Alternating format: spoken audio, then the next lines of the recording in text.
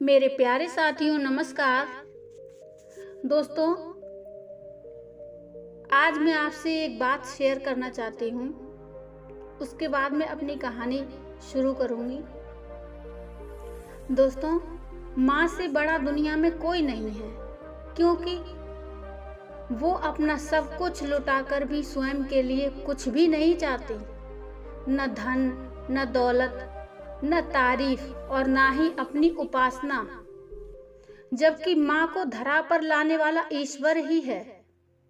लेकिन फिर भी ईश्वर स्वयं भी श्रेष्ठ नहीं हो सकता। ईश्वर भी अपने आप को माँ से श्रेष्ठ नहीं मानता। दोस्तों, आज मैं आपके लिए एक ऐसी ही भावपूर्ण कथा लेकर आई हूँ, तो कथा को अंत तक अवश्य सुनिए। दोस्तों, ये उस समय की बात है जब कृष्ण भगवान गोकुल छोड़कर मथुरा जाने वाले थे। जब मथुरा जाने के लिए वो तैयार थे और यशोदा मैया ने उनका पालन पोषण किया था, जब यशोदा मैया को ये पता चला कि वो तो देवकी के पुत्र हैं, तो यशोदा मैया पर क्या बीती थी। दोस्तों, जब भगवान कृष्ण मथुरा जाने के लिए तैयार हो गए और नंद बाबा चुपचाप रथ पर कान्हा के वस्त्र आभूषणों की गठरी रख रहे थे और दूर ओसारे में मूर्ति की तरह शीश झुकाकर खड़ी यशोदा मैया को देखकर कहने लगे, दुखी क्यों हो यशोदा? दूसरे की वस्तु पर अपना क्या अधिकार है?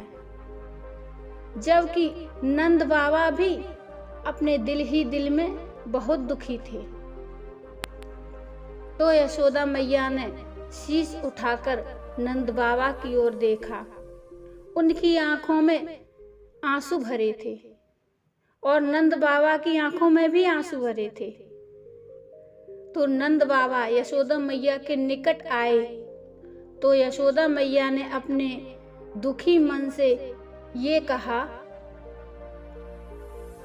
क्या कान्हा पर हमारा कोई अधिकार नहीं है? 11 वर्षों तक हम असत्य से ही लिपट कर जीते रहे।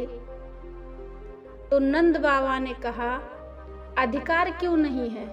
कन्हैया कहीं भी रहे, पर रहेगा तो हमारा ही लल्ला। पर उस पर हमसे ज्यादा देवकी और वसुदेव का अधिकार है और उन्हें अभी कन्हैया की आवश्यकता भी है।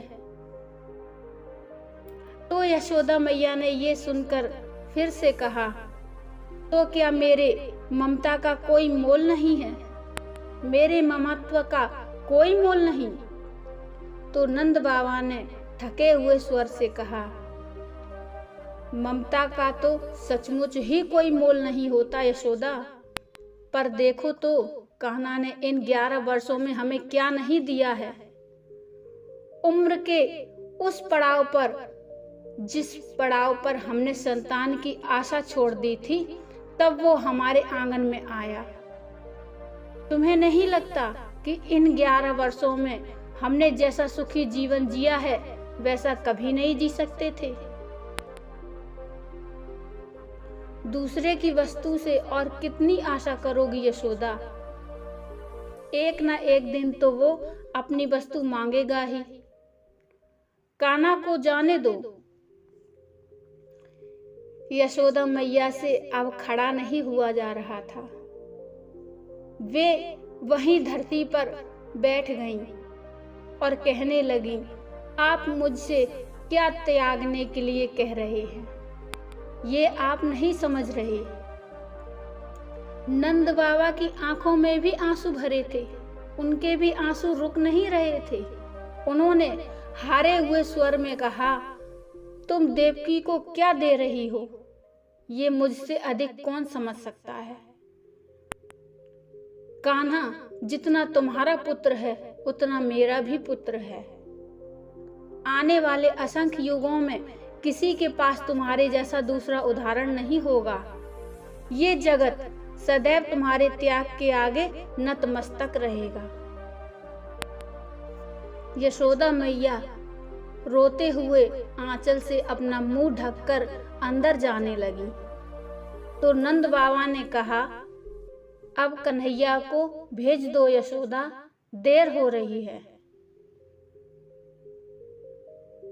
तो यशोदा मैया ने आंचल को मुंह पर और तेजी से दबा लिया और अपनी कांपती आवाज में कहा, एक बार उसे खिला तो लेने दीजिए, अब तो जा ही रहा है, कौन जाने फिर कब मिलेंगे।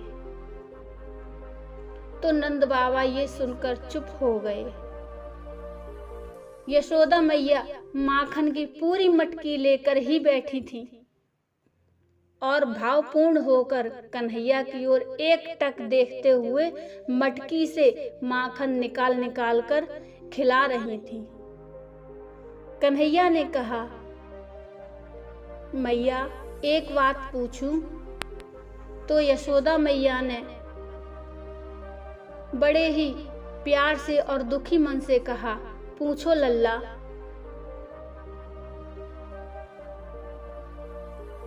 तो कन्हैया कहने लगे, तुम तो रोज मुझे माखन खाने पर डांटती थी, फिर आज अपने हाथों क्यों खिला रही हो मैया? तो यशोदा मैया ने उत्तर देना चाहा पर मुंह से स्वर ना निकले। वो चुपचाप खिलाती रही। कान्हा ने पूछा, क्या सोच रही हो मैया? तो यशोदा मैया ने अपने आंसुओं को रोककर कहा, मैं सोच रही हूं कि तुम चले जाओगे तो मेरी गैया कौन चराएगा? तो कान्हा ने कहा, तनिक मेरी सोचो मैया, वहां मुझे इस तरह माखन कौन खिलाएगा? मुझसे तो माखन छिन ही जाएगा मैया। तो यशोदा मैया ने कान्हा को चूम कर कहा, नहीं लल्ला, वहां तुम्हें देवकी मैया रोज माखन खिलाएंगी। कन्हैया ने फिर कहा, पर तुम्हारी तरह प्रेम कौन करेगा मैया? इस बार यशोदा मैया कृष्ण को स्वयं से लिपटाकर बड़ी तेज फपक कर रोने लगी। मन ही मन कहने लगी, यशोदा की तरह प्रेम तो सचमुच कोई नहीं कर सकेगा, पर शायद इस प्रेम की आयु इतनी ही थी लल्ला। तो कृष्ण भगवान को रथ पर बैठाकर अक्रूर जी के संग नंद बाबा चल दिए। तो यशोदा मैया ने कहा, तनिक सुनिए, आपसे देवकी मिलेगी तो उससे कह दीजिए कि लल्ला तनिक नटखट है, उसे कभी मारे नहीं। तो नंद बाबा ने बड़े दुखी मन से अपना मुंह घुमा लिया। यशोदा मैया ने फिर कहा, और ये भी कह दीजिए कि मैंने लल्ला को कभी तिनके से भी नहीं छुआ है, हमेशा हृदय से ही लगा कर रखा है। तो नंद बाबा ने रथ को हाँकना शुरू कर दिया। यशोदा मैया ने पीछे से कहा, सुनिए, ये भी कह दीजिए कि लल्ला को माखन प्रिय है, उसको ताजा माखन खिलाती रहे। ये सुनकर नंद बाबा की आंखें फिर से भर आई थीं। उन्होंने घोड़े को तेज कर दिया। यशोदा मैया ने और तेज आवाज में फिर से कहा, ये भी कह देना कि बड़े बड़े कौर उसके गले में अटक जाते हैं, उसे छोटे छोटे कौर खिलाए। तो नंद बाबा ने घोड़े को जोर से हाँक लगाई और रथ धूल उड़ाते हुए बढ़ता चला गया। यशोदा मैया वहीं जमीन पर बैठ गईं और फपक कर ये कहने लगी कि कृष्ण से भी कह देना कि मुझे स्मरण रखे। उधर रथ में बैठे कृष्ण, वो तो स्वयं ही ईश्वर हैं। उन्होंने मैया के मन की बात जान ली और मन ही मन कहने लगे कि तुम्हें ये जगत सदैव याद रखेगा। तुम्हारे बाद मेरे जीवन में जीवन ही नहीं बचता। दोस्तों, कहते हैं ना, माँ शब्द अपने आप में परिपूर्ण है। दुनिया में हम चाहे कितने भी रिश्ते से क्यों न बंधे हुए हैं, लेकिन माँ के बिना हमारा जीवन अधूरा होता है। हर रिश्ते को आपसे कुछ पाने की आस रहती है, लेकिन माँ का पुत्र के बीच एक ऐसा रिश्ता होता है जो एक माँ अपने अपने संतान को जीवन पर्यंत सिर्फ देना जानती है। माँ भूखी सो सकती है, लेकिन अपनी संतान को भूखे पेट सोना सपने में भी नहीं देख सकती। माँ तो हर वक्त अपनी संतान के लिए कल्याण की बात सोचती है कि किस प्रकार उसकी संतान आगे बढ़े, जग में नाम करे। दोस्तों, क्या आपने कभी अपनी माँ के हाथों को स्पर्श किया है? क्या आप कभी उसके पास बैठे हैं? क्या आपने उसे कभी सुनना चाहा है? क्या कभी अपनी माँ की तकलीफों को जानने की कोशिश करी है? यदि नहीं करी तो आज ही शुरू कर दीजिए, क्योंकि क्या पता कल जिंदगी ये मौका दे या ना दे। दोस्तों, आपको ये कथा कैसी लगी?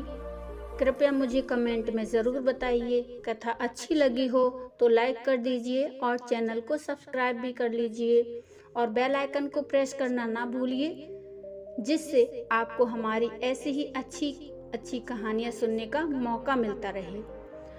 दोस्तों, मिलते हैं फिर एक और अच्छी सी कहानी के साथ। तब तक के लिए धन्यवाद। नमस्कार।